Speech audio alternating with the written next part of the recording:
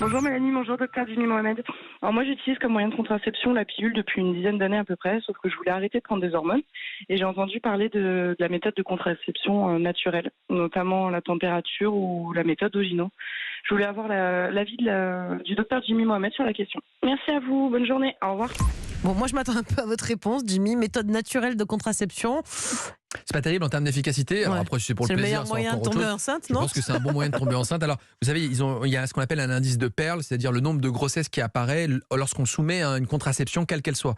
Si jamais vous pratiquez le retrait, c'est-à-dire, Avant éjaculation, eh bien, c'est une efficacité de 78%. Ça veut dire quand même que vous avez 22% de risque d'avoir une grossesse. Et puis, pour ce qui concerne l'abstinence au moment de l'ovulation, c'est une efficacité de 75%, donc un échec de 25% à titre de comparaison. Le stérilet, c'est 99% d'efficacité. Donc, à mon avis, c'est le meilleur moyen de tomber enceinte. Cette jeune dame, elle dit donc elle veut arrêter la pilule parce qu'elle a pris des hormones pendant trop d'années. Est-ce que c'est pertinent? Pas. On peut prendre la pilule pendant 20 ans, c'est pas grave? Les chiffres sont un peu particuliers. On sait que lorsque vous prenez la pilule combinée œstrogène et progestérone, plus de 10 ans, vous augmentez légèrement votre risque de cancer du sein.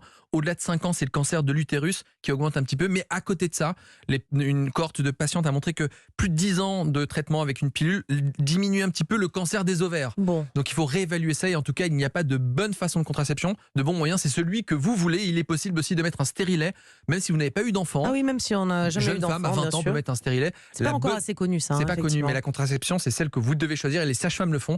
Ça coûte 25-30 € et c'est remboursé par la sécurité sociale.